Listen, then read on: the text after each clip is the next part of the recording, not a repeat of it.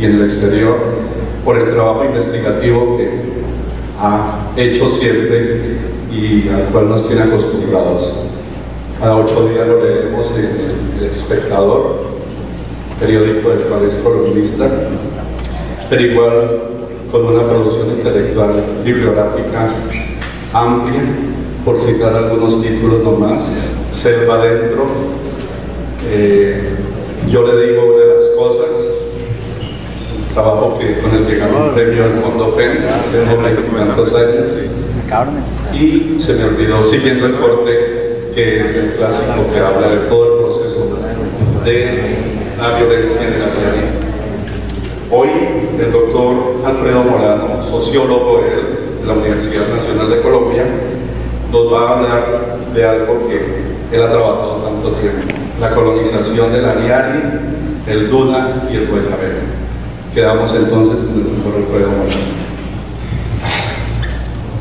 Mil gracias, Oscar. Como es costumbre, comienza a dar las gracias, en primer lugar, por la presencia de ustedes y por su participación en este evento. A los organizadores, para la Alberto, aunque me conozco hace ya varios años, le agradezco muchísimo una época. Hace unos años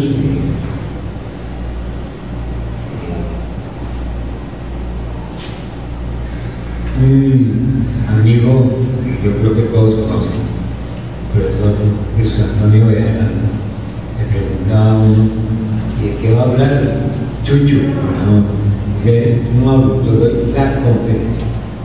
La conferencia que él no tenía sino un solo rollo, no un rollo cada vez que iba a hablar por todos lados, sino tenía un solo rollo. Y a mí yo me convencí que es cierto, tiene solamente una sola cosa que hablar, y habla sobre ella, no puede hablar sobre todo, porque no le viene en la cabeza ni en cada evento un tema distinto. Va a hablar naturalmente de lo que yo conozco, y la verdad como yo lo conocí.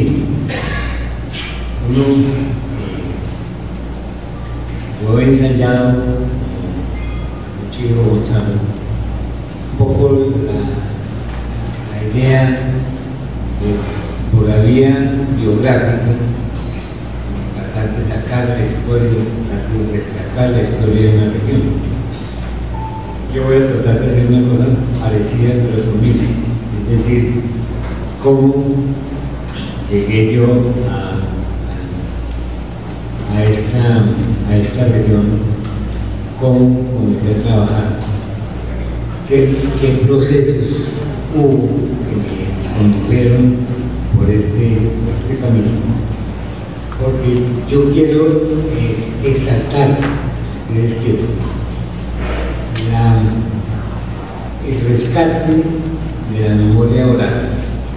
Finalmente toda la historia, cualquiera sea, comienza tiene un origen oral, que después se convierta en documento histórico, en documento de archivos, en un baúl, en una biblioteca, en un juzgado, en una oficina pública, es distinto.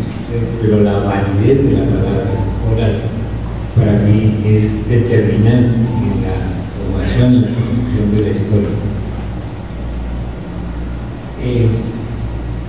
Una primera introducción rápida, para comentarnos un poco. Yo conocí Llanos cuando tenía 7 años. La guerra había acabado de pasar. Todavía uno recordaba mucho, como algunos de ustedes. Duraba un buen día, pero recordaba que duraba el día. Cuando le iba bien, con cadena, con guardianes, con iba al precipicio, la gallina de cacas, todas esas cosas duraba un pendiente. Y de aquí a San Martín duraba otro día, los caños han crecido. Yo recuerdo eso como una gran aventura en mi niñez, que me pegó el llano al corazón, que me miró al llano, de una manera afectiva, sumamente afectiva. Cuando yo terminé mi carrera, me especialicé en el exterior, a sacar el doctorado, durante el último año me dediqué a la exploración teórica, que es un tema difícil y pretencioso, ampuloso, un poco aburridor, que era la renta de la tierra. La renta de la tierra es una tesis de la economía clásica, inglesa, Ricardo, una trabaja más, y yo he estudiado en la universidad ese tema, la renta de la tierra, porque me presentía o quería que esa gran teoría de la economía clásica me explicara el problema de la tierra en Colombia. Porque yo sí estaba convencido, y estoy convencido, que el problema de la tierra es un problema central que explica muchísimo de nuestra historia contemporánea. Como decía Balzac, donde hay tierras, hay guerras.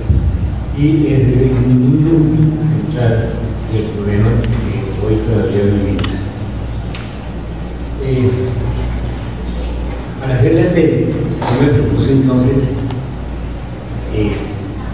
tratar de llevar a lo vivo, a lo concreto, esas tesis, esa doctrina de las reglas de la tierra. Y pretendía hacerlo a una zona que yo conociera, digamos, no hay un poco, que era la zona de la tierra.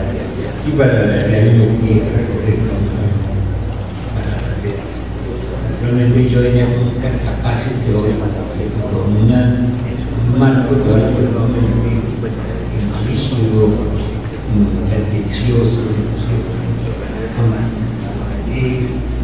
en las primeras conversaciones con los colonos de carne y hueso, con la gente real de la tierra, me mostraron lo pesado, lo poco agudo, lo poco interesante que era la teoría de la renta de la tierra comparado con la historia viva que la gente me contaba, con la historia del tema del descumbre, de la selva,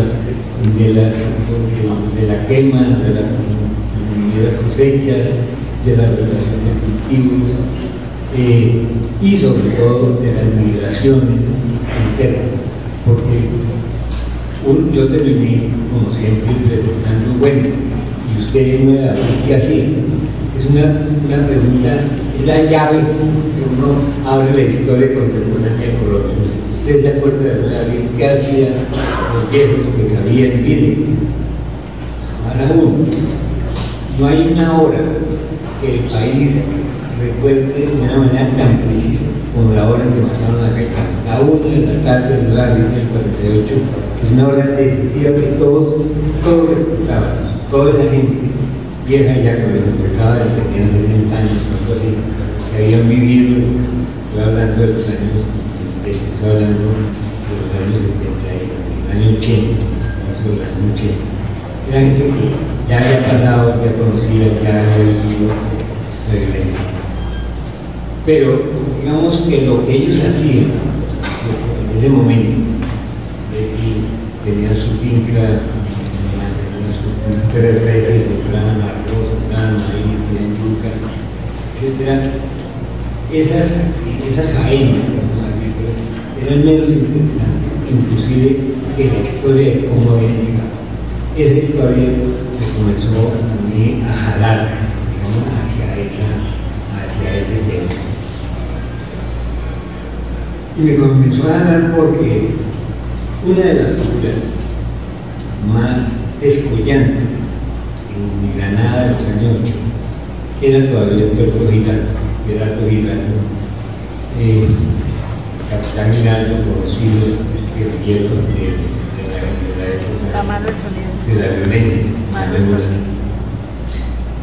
Yo tenía un recuerdo de Bernardo viejo, cuando era niño, el hombre montando un caballo, cierto borracho, entrando a las cantinas de caballo, bueno, una cosa que todos conocemos como y ya viejo, me costó trabajo sentarlo y convencerlo de que me contara su historia. Él era un hombre digamos más tímido y más discreto de lo que aparecía como militar. Tenía una información absolutamente fantástica de todo lo que sucedía en el llano. Yo creo que el Tuerto tenía, digamos, una su red de inteligencia que todavía le funcionaba 25 o 30 años después. Que sabía lo que estaba pasando en el cajón del Arauca, sabía lo que estaba pasando en el bolsillo del Turco, sabía lo que estaba pasando en Támara.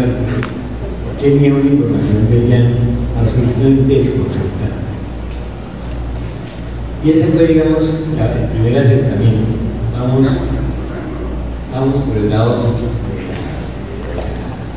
de la historia de la guerrilla del llano. Comencé a trabajar con el Tuerto y duramos varios meses grabando. No solamente yo grabando lo que el Tuerto me contaba, sino también buscando otras informaciones alrededor de lo que el Tuerto me contaba. Con gente que había conocido al Juli, con gente que había conocido a un personaje que comenzó a surgir ahí de esos pueblos, que eran los hermanos Varela. Comenzaban como unas sombras a verse en los relatos del Tuerto. Otro de los personajes más del marco público que comenzaban a interesarme fue el pequeño Murillo, Capitán Veneno, que estaba también por esos lados. Y yo quería transmitirle la sensación de que el Tuerto fue surgiendo como en mis sueños, pero los personajes que el Tuerto recordaba o señalaba también fueron apareciendo un poco como fantasmas en los relatos de él. Y esa aparición anagógica me fue jalando hacia él, me fue engolosinando en esas figuras. Eran figuras que de todas maneras tenían fundamentalmente rasgos de luchadores, de gente alzada en armas y de gente que había enfrentado, diferentes gobiernos y que había comenzado a echar raíces profundas en el llano.